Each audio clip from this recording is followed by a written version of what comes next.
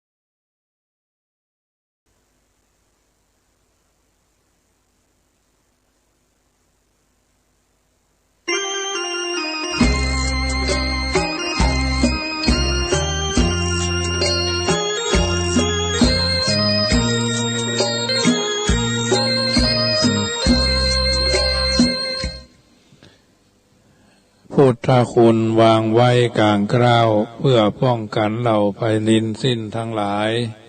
ธรรมคุณทูลวางไว้กลางใจเพื่อช่วยให้หูทั่วถึงชั่วดีสังฆคุณทูลไว้ในชีวิตเพื่อช่วยพิษพ้นทุกข์เป็นสุขีโดยบุญอภิวันอัญชลีสวัสดีโดยการนิรันดร์เทิน10 นิ้วกราบแนบใต้ไหว้สาปารมีธรรมในครูบาอาจารย์พระมหาเถรานุเถระท่านเจ้าคณะพระสังฆาธิการทุกรูปทุกตนขอความสุขความสวัสดีในธรรมะแห่งองค์สมเด็จพระสัมมาสัมพุทธเจ้าจงมีแก่บรรดาสาธุชนท่านผู้ฟังทุกท่านที่มีโอกาสเปิดเครื่องรับฟังรายการเสียงธรรมก่อนรับตาตั้งสถานีวิทยุเพื่อการศึกษาพระพุทธศาสนาและจริยธรรม FM ความถี่ 104.50 เมกะเฮิรตซ์วัดฝ่ายหินตำบลสุเทพอำเภอเมืองจังหวัดเชียงใหม่เมตตาในท่านพระครูสมุวิสุวัตรวรกิโจท่านเจ้าวาดวัดฝ่ายหินท่านผู้อำนวยการสถานีวิทยุคลื่น104แห่งนี้ทุกวันเสาร์อาทิตย์จันทร์การพุธพฤหัส19 นาฬิกา 20 นาทีถึง20 นาฬิกาโดยประมาณบางวันมีศาสนกิจก็ได้มีการฟังคลิปฟังเทปเป็นระยะแต่เป็นรายการสดจักบ่ฮือขาด บ่ฮือหายญาติโยมประคับประคองกันไปน้ำธรรมคำสอนเป็นส่วนหนึ่งที่ครูบาอาจารย์พระเจ้าพระสงฆ์องค์สามเณรรังสรรค์เลือกสรรเอาธรรมะเหล่านี้มาเป็นปฏิภรณ์เพื่อญาติโยมสาธุชนนำไปคิดนำไปพิจารณาฟังน้ำธรรมคำสอนแล้วถือว่าเอาท่านทั้งหลายได้อาหารใจชีวิตมีหนึ่งน้อยนักคุณค่ายิ่งกว่าจินดา10,000 ล้านอย่าปล่อยให้โรยราร่วงรับปลาเปล่านาทำสะอาดดุจดังบ้านพักร้อนนอนสบายเกิดมาเป็นทุกข์ร้นพอดูกิเลสยังพรั่งพรูปิดไว้เหมือนกันเถิดในเหมือนกบเกิดในหูกบเขียดปัญญาอันบอดใบ มืดตื้อมดแหงนะเกิดมาในโลกนี้ทำไมเพื่อเกิดเพื่อจักอาศัยก่อสร้างบุญกุศลเกิดปัจจัยสืบต่อไปนาบุญช่วยชำระล้างจิตใจผ่องใสอันนี้เป็นต้น เพราะฉะนั้นเวลามีค่าล้นพันละนายิ่งกว่าเพชรนินจินดาค่าล้นชีวิตที่ผ่านตามเวลาบอกเหตุคุณนายากจักหาสิ่งต้านหยุดยั้งเวลาท่านเปรียบเหมือนยักษ์ให้กินชีวิตคนสัตว์บ่มีสิทธิ์หลุดพ้นตัวใหญ่หรือน้อยนิดถูกยักษ์กลืนนาสุดหลีกหนีดันด้นรอดเงื้อมมือมารญาติโยมท่านผู้ฟังทั้งหลายรายการธรรมะเป็นอาหารใจกับทุกคนทุกท่านที่ตั้งใจฟังกันไปอยู่เป็นประจำอยู่แล้วก็เป็นอาหารใจกับทุกคนเมื่อตะวาพระเจ้าประสงค์ก็ปากัน อธิษฐานเข้าวาสาตามวัดตามวาตามที่พักสงฆ์สำนักสงฆ์ที่จะอยู่กันอย่างสบาย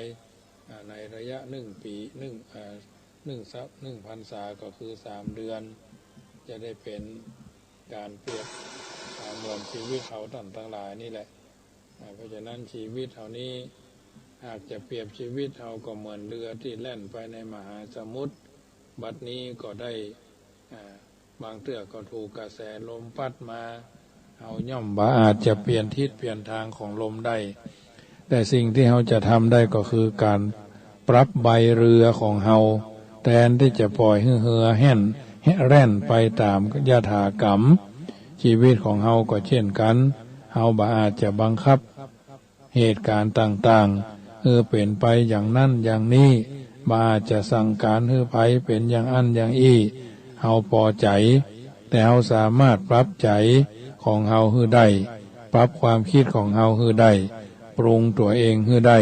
โดยเขาจะอาศัยสิ่งใดสิ่งหนึ่งก็ทำไปตามนั้นเพราะฉะนั้นญาติโยมสาธุชนท่านผู้ฟังทั้งหลาย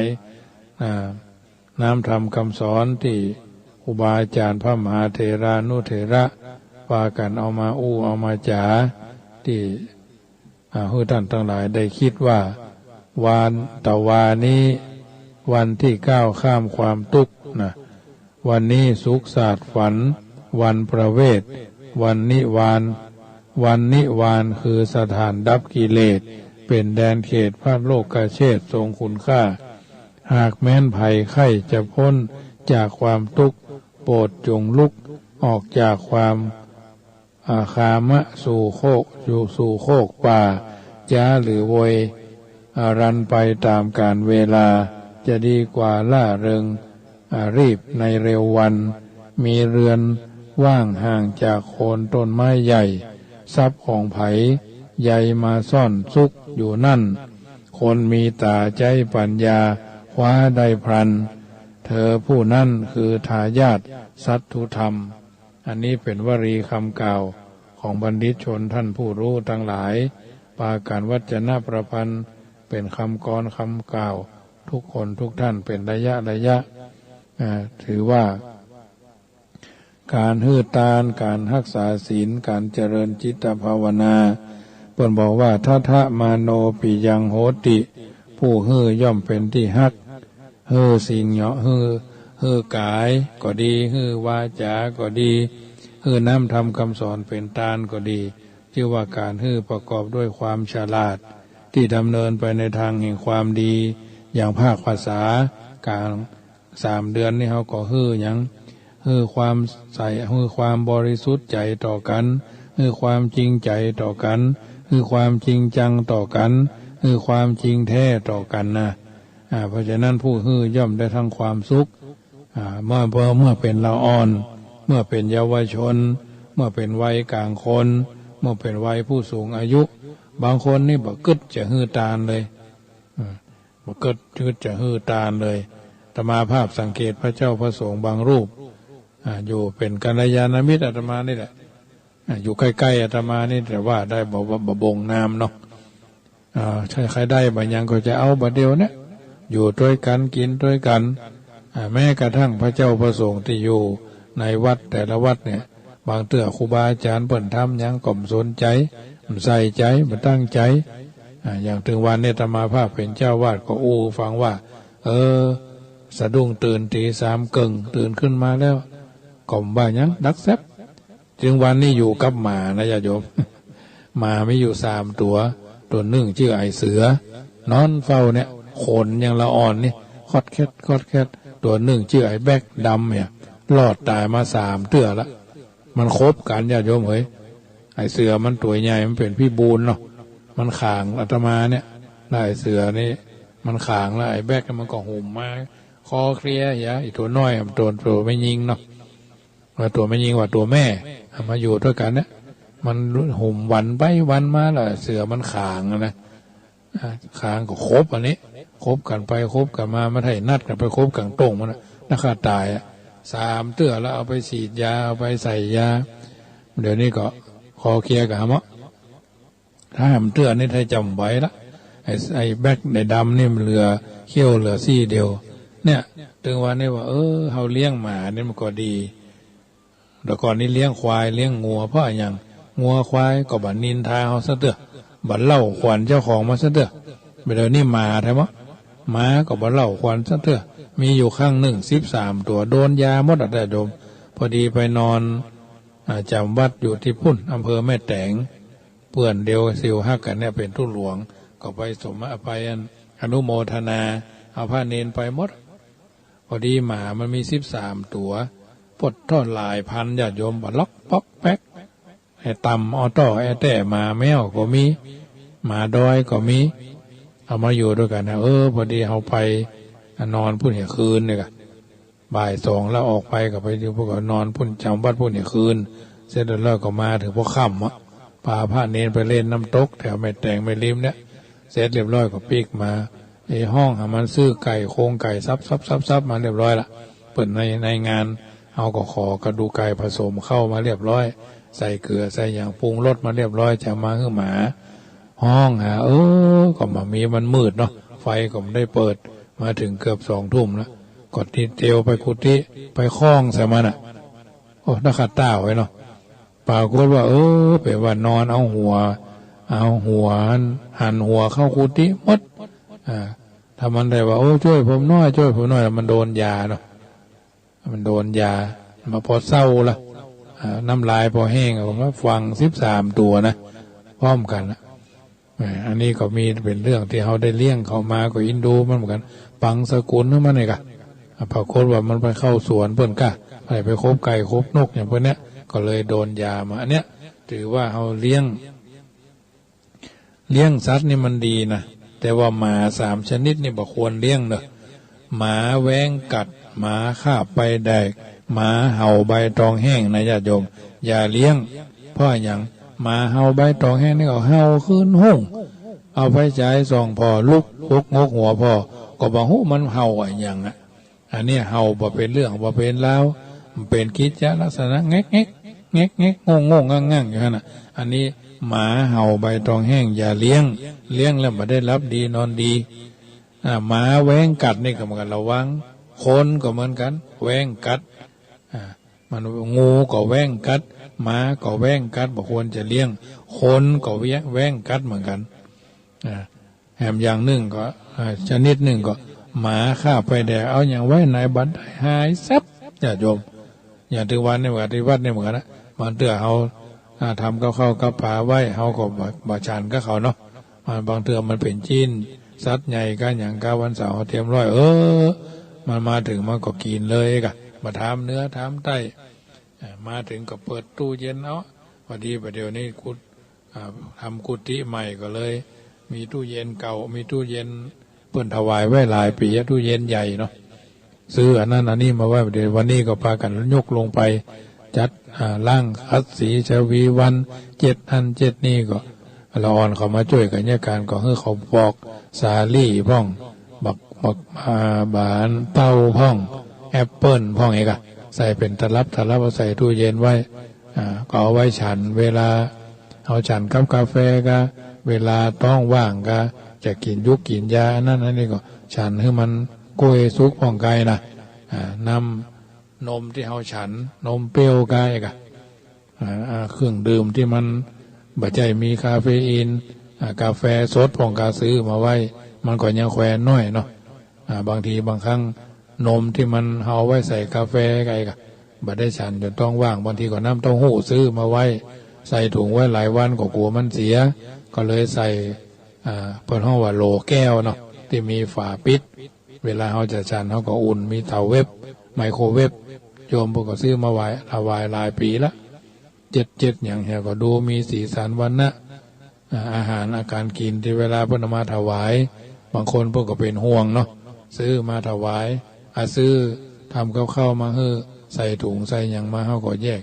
ใส่หม้อให้อย่างไว้อีกอันนี้ก็เป็นส่วนหนึ่งพระเนนเถรน้อยเฮาต้องระมัดระวังตัวเฮาตัวเนาะผู้ให้ย่อมเป็นที่ผู้ผู้ให้ย่อมเป็นที่รักนะเพราะฉะนั้นเพิ่นตรัสไว้ในพระไตรปิฎกเล่มที่3ข้อที่37พุทธเจ้าตรัสเอาไว้ว่าทายกผู้ฮื้อโภชนะอาหารเป็นทานฐานะ5อย่างแก่ปฏิฆาหกคือผู้รับ5อย่างอายุ2วรรณะผิวพรรณ3ความสุขนะความสุขกายสุขใจ4กำลังคือความเข้มแข็งของร่างกาย5ปฏิภาณคือความฉลาดนะปฏิภาณไหวพริบปฏิภาณแก้สถานการณ์เหมือนศรีถนนชัยนั่นนะศรีถนนชัยนี่บางคนก็เคยได้ยินเคยได้ฮู้เนาะโอ้ไอ้เหยวันนี้แม่พ่อจะไปให้ถ้าจะพลิกค่ำเนอะพากันเอาน้องอาบน้ำให้เนอะอาบน้ำเพื่อน้องก่อน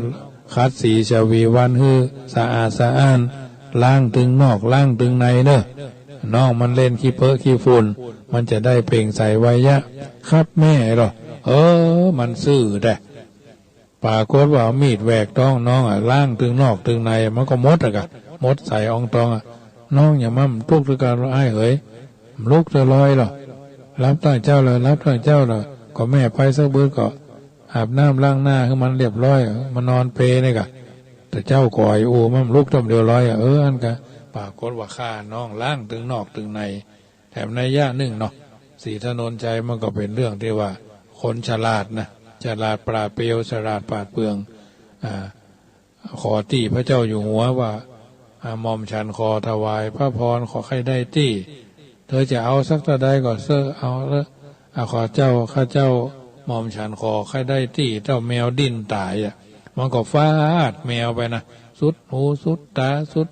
เอาจนแมวมันไปตายที่ไหนแมวมันจะตายง่ายๆหรอกวาดมันก็ทั่วมันไปไหนก็สุดต่ำของมันนั่นแหละ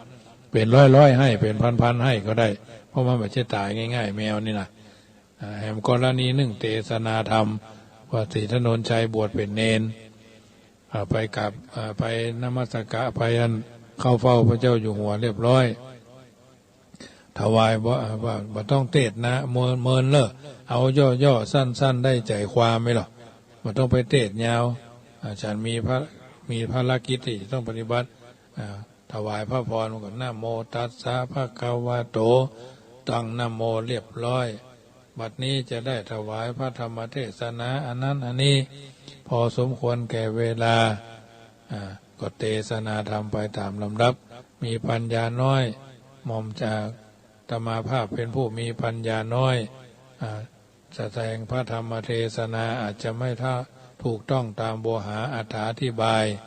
ขอถวายขอพระขันติคุณพระกรุณาธิคุณจงมีแก่ธรรมาภาพผู้มีปัญญาน้อยมันก็นะโม3จบแล้วก็อดนะคำว่าอดคำเดียวก็มีด้วยประการฉนี้นะจบเลยพระเจ้าอยู่หัวก็สาธุลงธรรมาสมาพระเจ้าอยู่หัวก็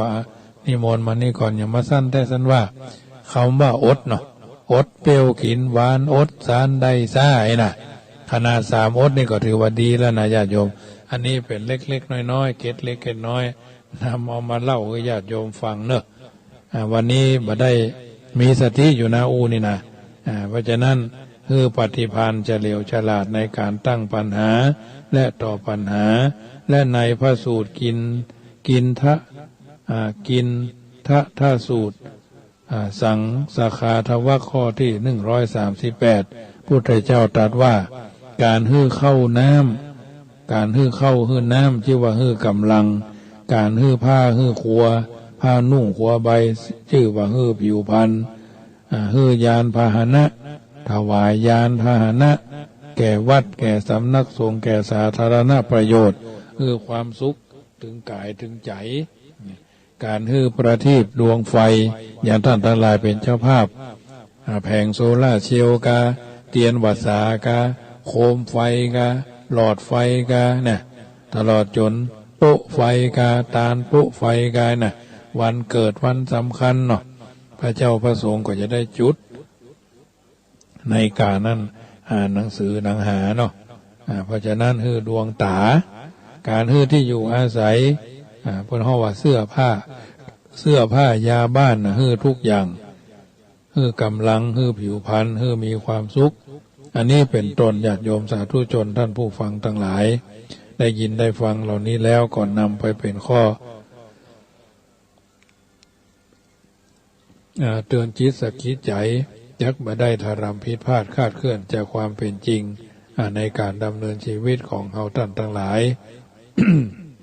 ในการดำเนินชีวิตที่ถูกต้องมากกว่าถูกใจก็จะสมมโนมัยไฟอ้างบุญเป็นที่พึ่งบุญเป็นที่อาศัยบุญเป็นปาทยังเข้าห่อบุญเป็นเสบียงต่อมหาเนรปานในวาระโอกาสสำคัญอย่างวันที่28นี้เฮาท่านทั้งหลายเพิ่งพระบรมโพธิสมภารในสมเด็จพระวชิรเกล้าเจ้าอยู่หัวผู้ทรงพระคุณอันประเสริฐเนาะเพราะฉะนั้นถือว่าทุกคนทุกท่านต่างก็ทราบกันดีวันสำคัญนี้มาจูจอดรอดถึงก็จะได้ทำแสดงความจงรักภักดีต่อพระองค์ท่านในฐานะที่พระองค์ท่านเป็นผู้มีเป็นผู้ทรงเป็นฉลาดปราดเปรื่องในการดำเนินพระราชจริยวัตรเฮาท่านทั้งหลายได้ทราบได้เข้าใจสิ่งต่างๆเหล่านี้เป็นสัจธรรมที่เกิดขึ้น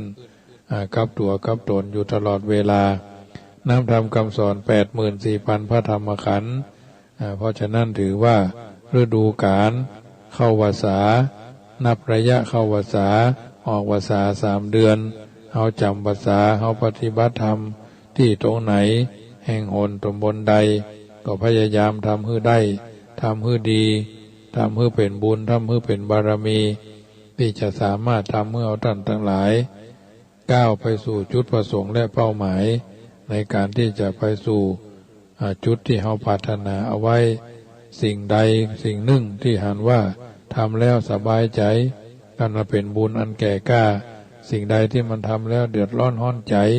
ชีวิตเขาเนี่ยมันบ่เหมือนกันบางท่านก็เป็นชีวิตที่ราบรื่นดี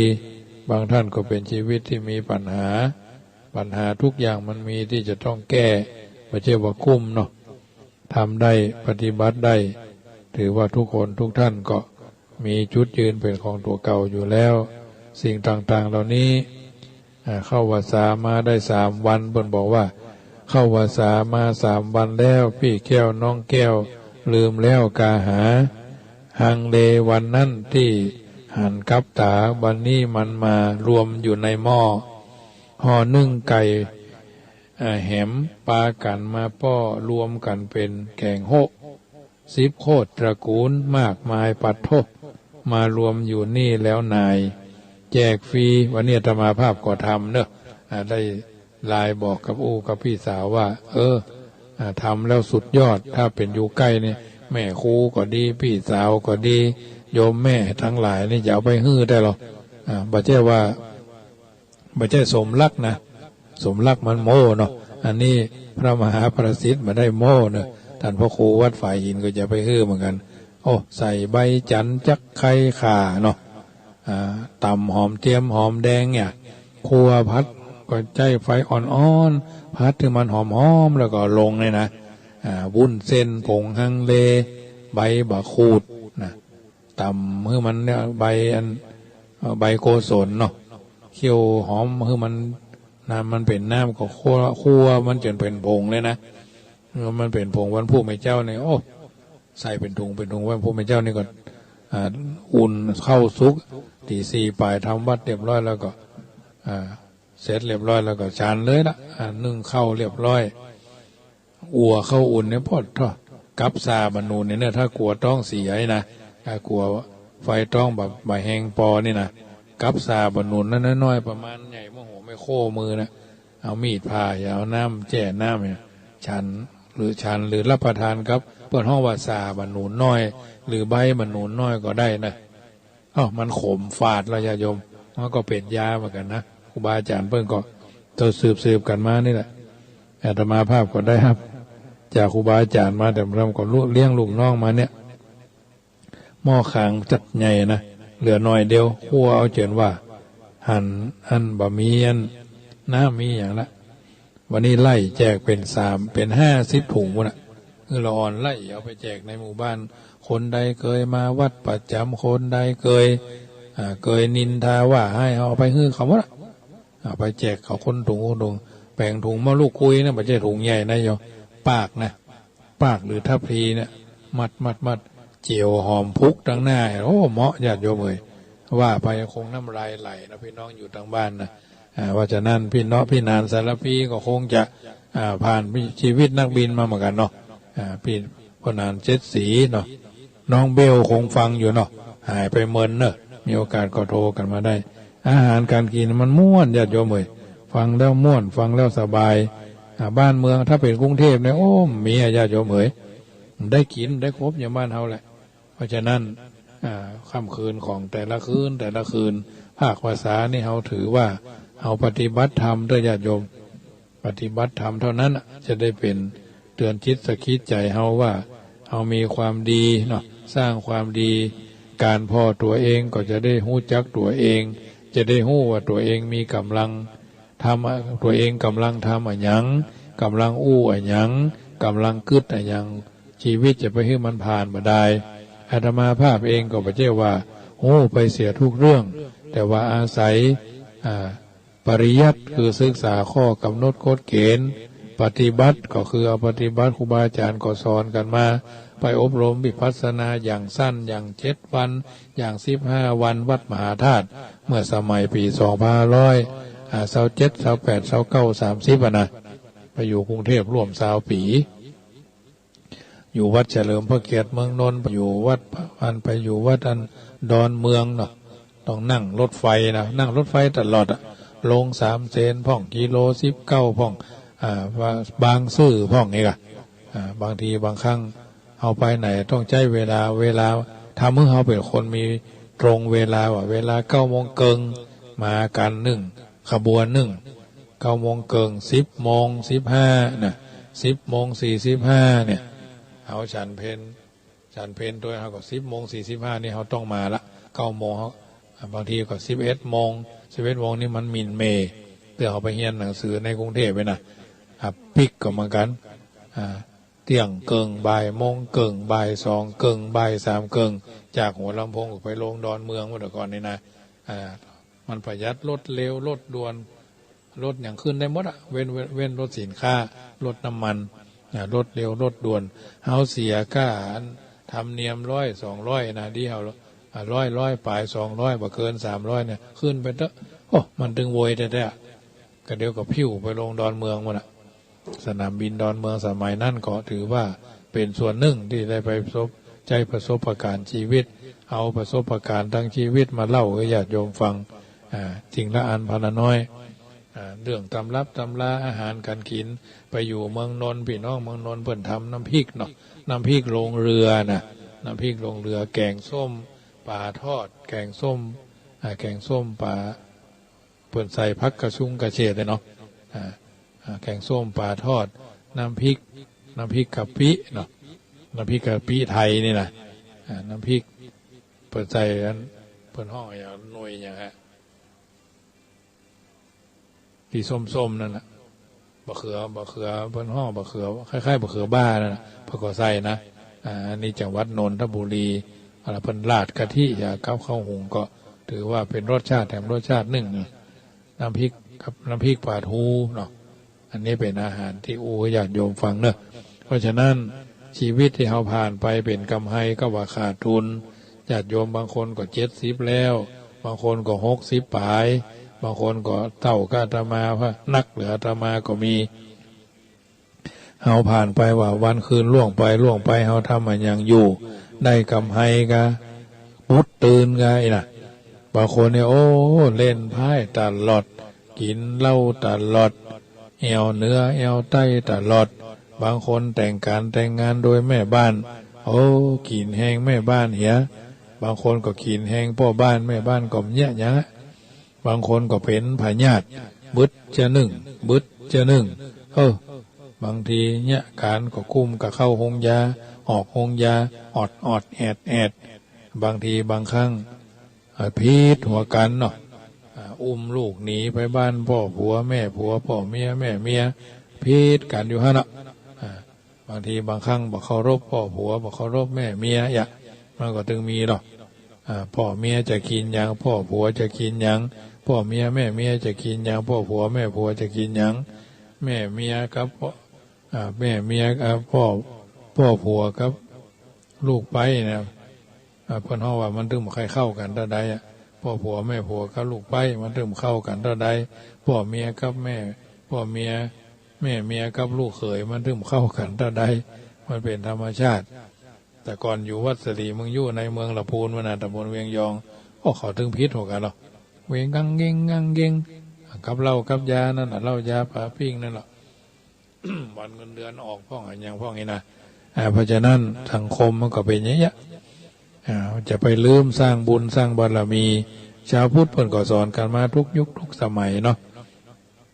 บางเถื่อบ่ได้สร้างบ่ได้บำเพ็ญเนี่ยเป็นหน้าหมองต้องแห้งก็เป็นดีนดูบ่ได้ใช้ชีวิตให้คุ้มค่าเกิดมาปล่อยเวลาว่างเปล่าบางคนเป็นข้าราชการเก่า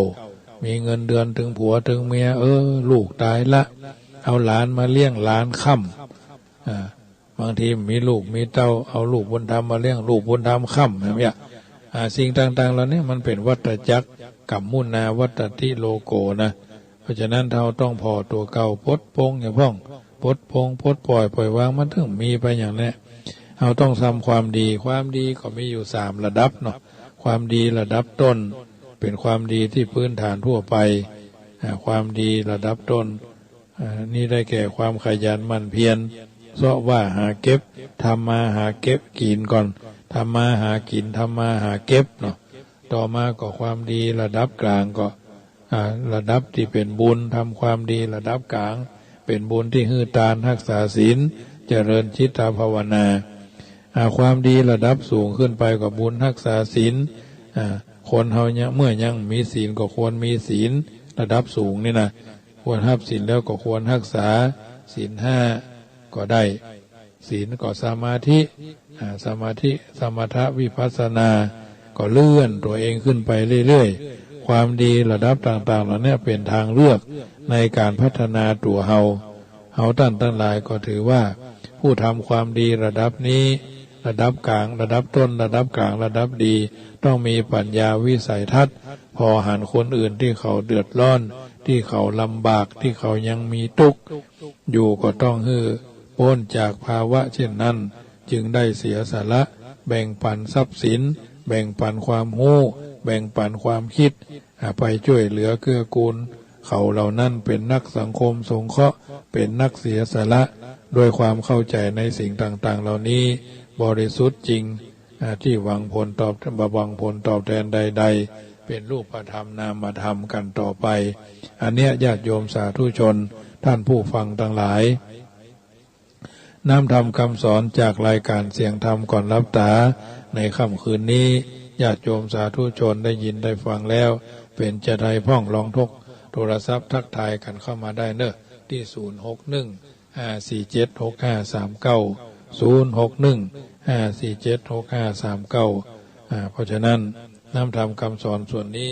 เป็นอาหารใจกับทุกคนที่ตั้งอกตั้งใจฟังกันแล้วพรรษานี้เราตั้งใจว่าจะแยะส่วนใดดีที่เป็นมังคละกับตัวเกิดกับตัวกับตนแล้วก็เป็นมงคลกับทุกคนทุกท่านก่อนจะรับจะนอนก็ไหว้พระสวดมนต์ว่าภาคพรรษานี้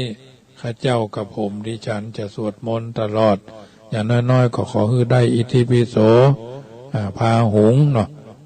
อิติปิโสสวากขาโตสุปฏิปันโนพาหุง9 บทอย่างย่นย่อเนาะมหากาเนาะกรุณิโกแผ่ภายยายบุญตอนเจ้าตอนแรงเอาเฉพาะบทอิติปิโสกับพาหุงถึงมดเนี่ยชุดนี้ก็พอละชุดถวายพรพระนะแล้วพระก็จะฮื้อพรเอามีพระบาลีบทหนึ่งในธรรมนีติกล่าวว่าลุทธมัตเถนะคันหายะลัทธมัญชลิกะกัมมุนาฉันทานุวัตติยามูลหังยะถาภูเตนะบัณฑิตัง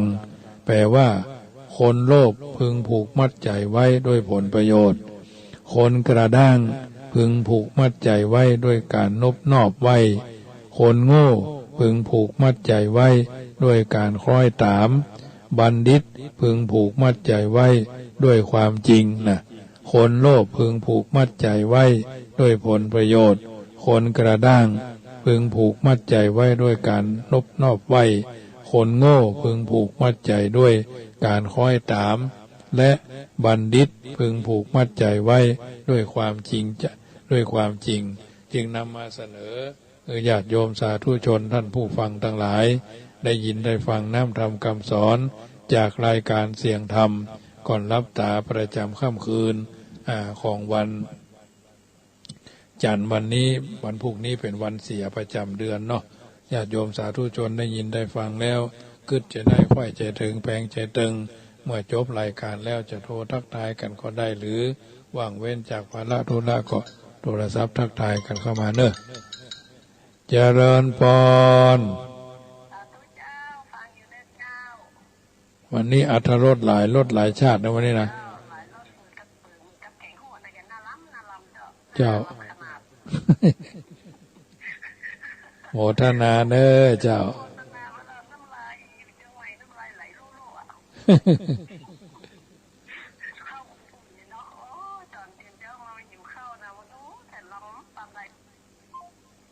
โมทนาแม่ครูเนอเอาละค่ำคืนนี้ญาติโยมสาธุชนได้ยินได้ฟังแล้วนำไปเป็นข้อเตือนจิตสักจิตใจก่อนจะรับจะนอนว่าก่อนท่านนอนหลับไปในคืนนี้จงตั้งดวงฤดีไว้ให้มั่นรักษาบุญกุศลที่เราได้ทำจิตผูกมั่นในกตัญญูรู้บุญคนแอมสายเนอะแม่ครูแม่เจริญพรโยมแม่เรนู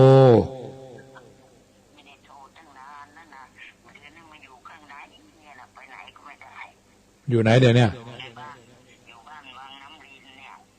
ทางอำเภอหางดงนั่นแหละแต่มันเข้าทางวัดท่าไม่ดีผ่านแล้วรอดใต้สะพานเป็นหมู่บ้านจัดสรรหลานก็เอามาอยู่นี่ที่นู่นไม่ได้อยู่แล้วเนาะที่นู่นไม่ได้อยู่แล้วมาอยู่นี่แล้วก็ไม่ได้แล้วออกไปมันก็ไกลทางถ้าเขาไม่ออกไปส่งเราก็ไม่ได้ไปไหนใกล้ๆว่าท่าไม่อีเนาะมาว่าใกล้ๆว่าท่ามาอีเนาะมันก็ไม่ใกล้หรอกเราก็ผ่านถึงหน้าวัดท่ามาอีมันมีสะพานแล้วก็ลอดใต้สะพานมาจ้ะเลี้ยวขวาแล้วก็มาประมาณสักกิโลนึงเนี่ยแล้วก็มาถึงทางเลี้ยวซ้ายเข้าหมู่บ้านวังน้ำรินก็ร่มรื่นดีเนาะวังน้ำรินไม่หมู่บ้านก็ร่มรื่นดีเนาะอากาศก็ดีกว่าที่นู่นมั้งเนาะ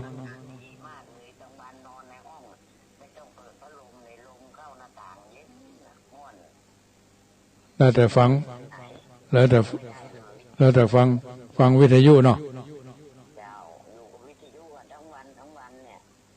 เจ้าเป็นกำลังใจเนอะเจ้าแม่ครูแ